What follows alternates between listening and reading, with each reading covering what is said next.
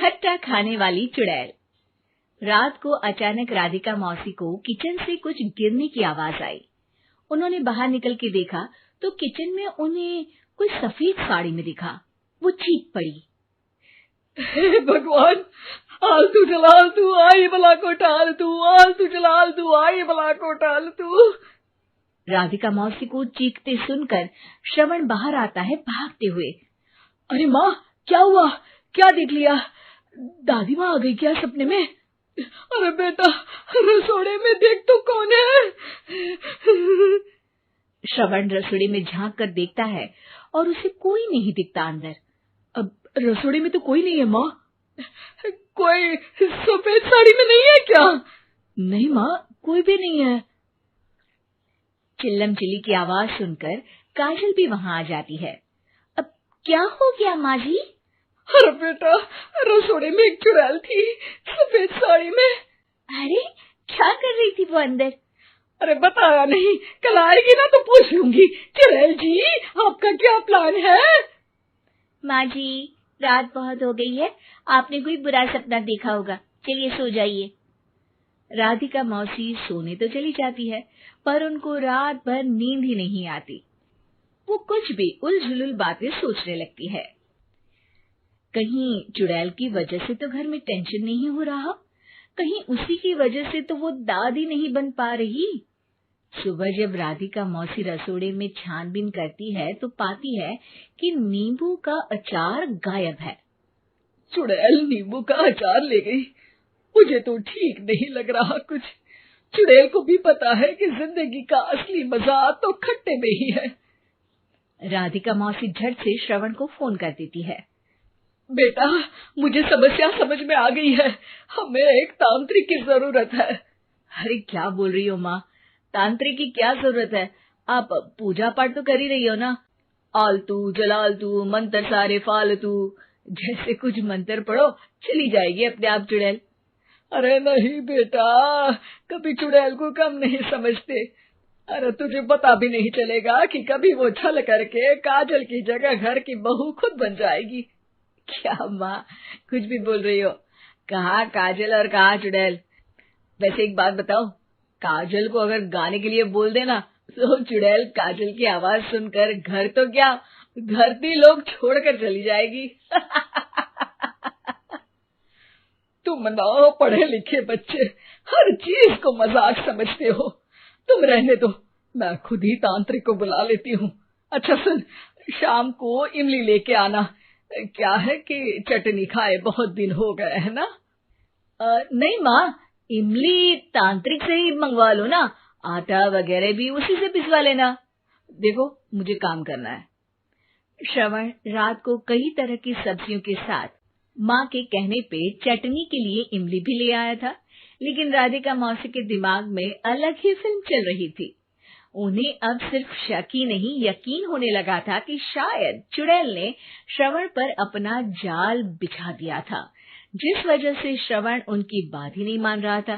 पर कोई नहीं, आने वाली रात में राधिका मौसी खुद तैयार हो गई चुड़ैल को पकड़ने के लिए। रुद्राक्ष की माला, तुलसी का पत्ता, हनुमान चालीसा सब हाथ के पास ही था, बस चुड़ैल का इंतजार था। और जैसा राधिका मौसी ने सोचा था वैसा ही हुआ। वो चुड़ैल उस रात भी आई, पर वो राधिका मौसी से तेज निकली और राधिका मौसी के उससे पकड़ने के पहले ही वो भाग खड़ी हुई। जरूर बहू पे साया है उस चुड़ैल का, तभी तो श्रवण के कमरे में गई है। और अगली सुबह राधिका मौसी पिछली रात हुए हमले में किन चीजों का नुकसान हुआ उसका हिसाब लगा रही थी। उनके खेमे से एक आम के अचार की शीशी भी गायब हो चुकी थी और वो इमली भी जो कल श्रवण लेकर आया था। राधिका मौसी इस बारे में सोच ही रही थी कि श्रवण जल्दी से रसोड़े में आकर दवाइयों की पोटली ढूंढने लगता है। अरे बेटा, क्या हो गया? अब माँ, वो काजल की तबीयत खराब है, बहुत घबराहट हो रही है उसे। हे भगवान, मैंने पहले ही कहा था कि तांत्रिक को बुला लेते हैं, पर नहीं, अब देखो उस चुड़ैल ने काजल को अपने वश में करना शुरू भी कर दिया है। हालांकि श्रवण भूतों में विश्वास नहीं करता था, पर अब वो भी डर जाता है और राजी हो जाता है एक तांत्रिक को बुलाने के लिए। कुछ ही घंटों में तांत्रिक आ जाते हैं और राधिका मौसी तांत्रिक जी को सब बता देती है। घोर संकट, घनघोर संकट, चुड़ैल को मारू जोर चाकट, ओम भट स्वाहा खटखा के आहा। अरे ये क्या मंत्र है? मेरे खुद के ओरिजिनल मंत्र है, कल रात को ही लिखे हैं, अच्छे लगे तो दाद चाहूंगा। एक और मंत्र सुनो। अर्ज किया है आब्राकडाब्रा, दिल्ली बम्बई आगरा, चंदा मामा सोवरले सुरन मामू जारा। ये मंत्र है?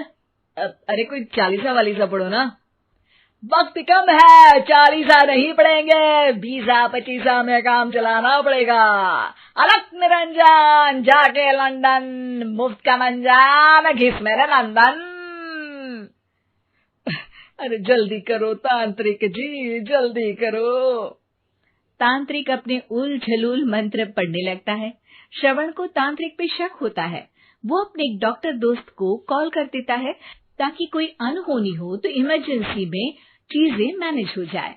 तांत्रिक धुनी रमाता है, जिसकी वजह से कमरे में काफी धुआं हो जाता है और जिसकी वजह से बहू की घबराहट बढ़ जाती है। अब भागेगी चुड़ैल। हाँ।